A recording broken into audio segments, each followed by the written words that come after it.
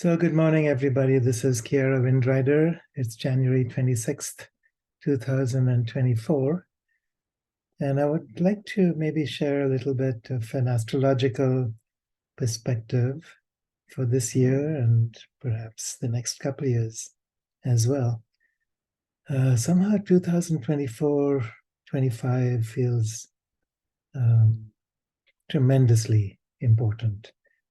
I remember even years ago, I would look forward to this date as something in some time where there would be significant changes, significant shifts taking place on the planet, both in the collective consciousness and also in terms of earth changes and the awakening of our planetary evolution. So there's a few things I'd like to touch on as we look at 2024, and particularly at this time as we enter January of this year. So by far, some of the most interesting and powerful events going on right now is Pluto moving into Aquarius. So on the 20th of this month, the Sun and Pluto were conjunct in the last degree of Capricorn. And the very next day, January 21st, they together moved into Aquarius. Now, why is this important? What's the conjunction between the Sun and Pluto represent? And what's the journey into Aquarius mean? So the Sun and Pluto, the Sun activates the power of Pluto. Pluto represents the power of the soul. It's often invisible, especially if you're invested in denial or repression or somehow hiding from the truth of who we are. Meanwhile, the Sun activates. And so this activation of the Sun over Pluto as it moves into Aquarius is the beginning of a very strong awakening for the entire planet. Pluto is moving from about 18 years in Capricorn to where it's going to now spend about 20 years in Aquarius. While Pluto was in Capricorn, it was going into the structural components of our psyche, the various political, economic, social, and personal systems that give us our sense of structure. Capricorn is about structure. And Pluto being there is like breaking up those old structures, is bringing the light of the soul deep into old programming where we've been stuck and bringing in everything that needs to come up to the surface. Now, as we move from Capricorn to Aquarius, Aquarius is about building the new earth, building a new consciousness. So everything that we've been preparing for, breaking down, we are now looking to break through, especially because later in the year, in May, June, there's a lot of things happening with Uranus. Uranus will be squaring Saturn, a couple other planets. And so Uranian energy, which rules Aquarius, is strong. What it means is it's sometimes shocking, it's sometimes unexpected, it often creates tremendous drama. And in this journey of awakening, it doesn't really hold back. So anything that we've been holding back in our own lives, that maybe in the future we'll be ready for this, or maybe at some point when it's more convenient, I'll make changes. That's going to happen very quickly now. And this has to do with world events, political events, as well as our own personal journey. So, for instance, the United States has been also going through Pluto return. What does that mean? It's like Pluto returning back to the point of its origins in the birth chart of the United States, which is 1776, July 4th. Now, Pluto's cycle is 248 years, and exactly 248 years from its origins, which is last year, Pluto is crossing over its point of origin in the birth chart. So it's shaking up things. Pluto is about death, rebirth, transformation. And wherever there's karmic patterns that are unhealed, it's going to balance. So, looking at the United States, as well as the entire colonial history of humankind, because the United States, in some ways, represents the Western world. So there's a lot of karma that has to do with slavery, colonialism, genocide, which is now coming to the surface. It's breaking out in the last couple of years in terms of wars going on in the Ukraine, proxy wars, and now happening in the Middle East with Palestine, Israel, and the 75 years of colonial structures behind that.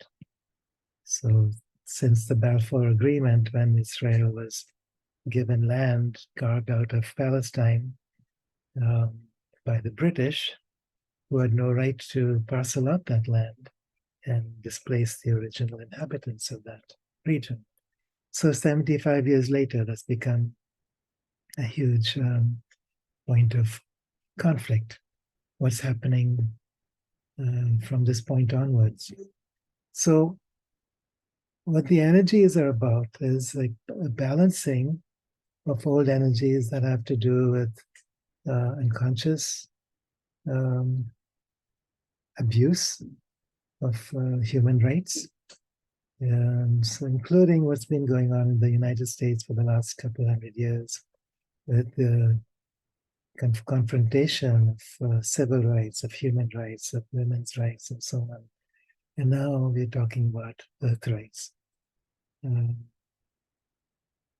we survive as a species? Do we survive as a planet? Those are the issues that are being confronted now.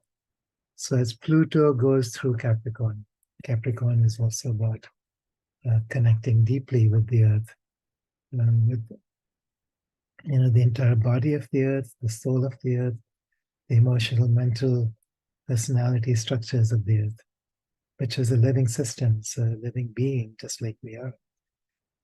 So as Aquarius, as Pluto moves into Aquarius now, there's a potential to awaken what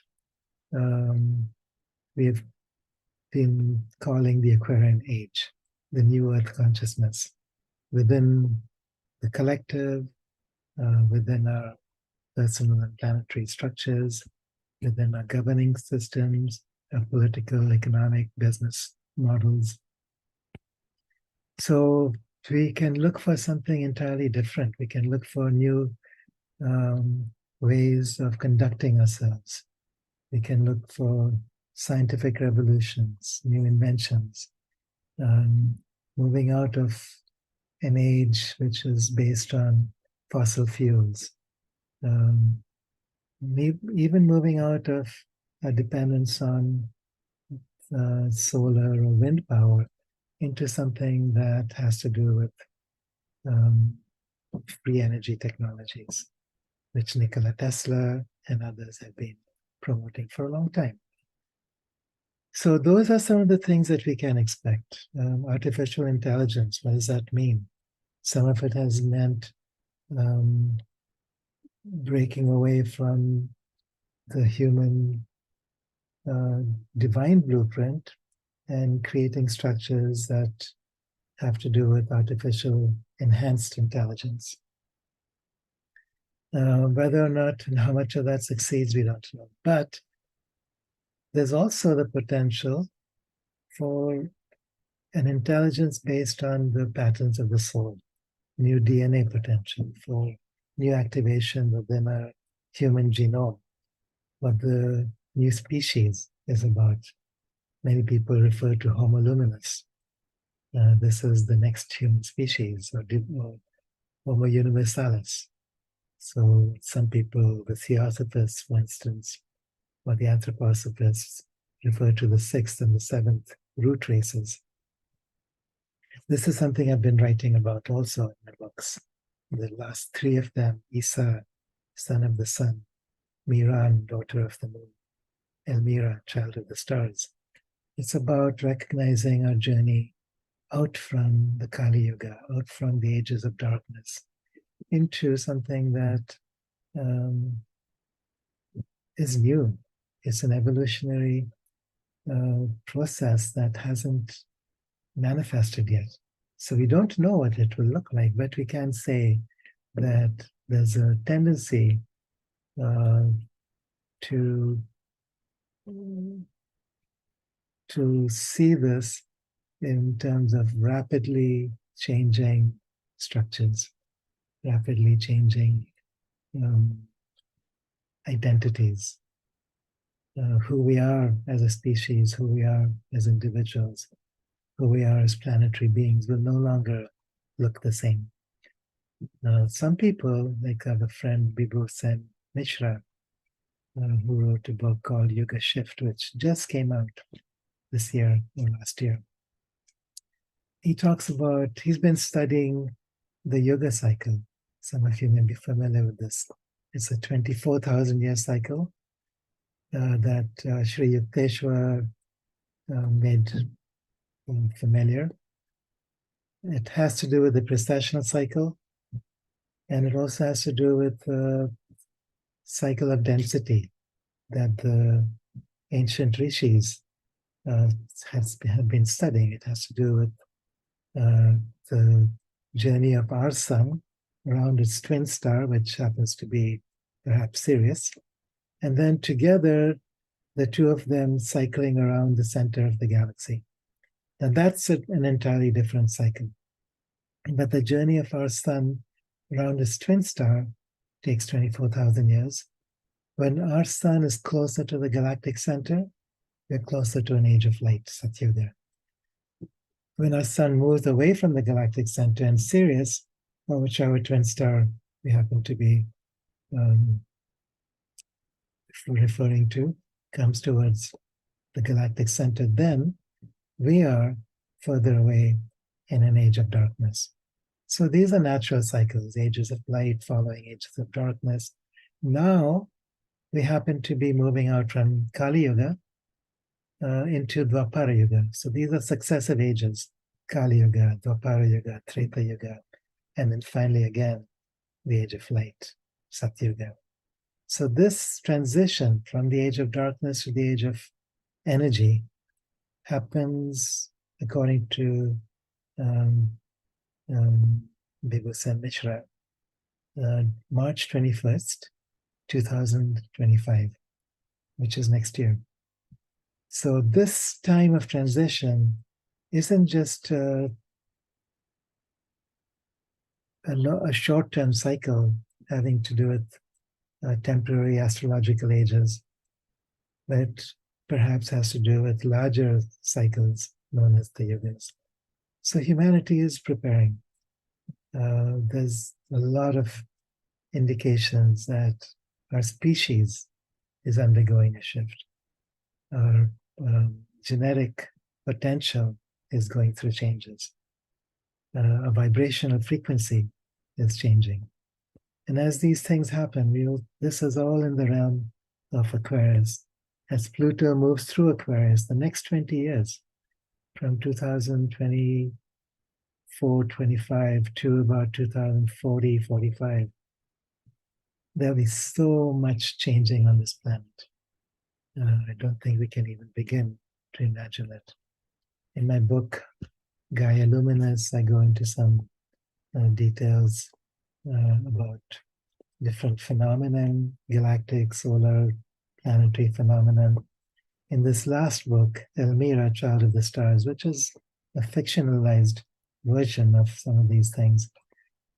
I go into more specific breakdowns of what could be happening in the next 25 years or even the next 20 years. So it's a time of breakdown followed by breakthrough. It's a time of transformation and shift. It's a time that we can co-create something bigger than anything we can imagine. So this year, April 8th, there's a solar eclipse.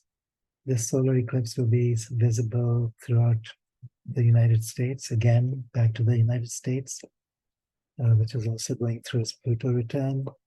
So there's a lot happening which will revolve around the US at this time. It could be a complete collapse of the economy.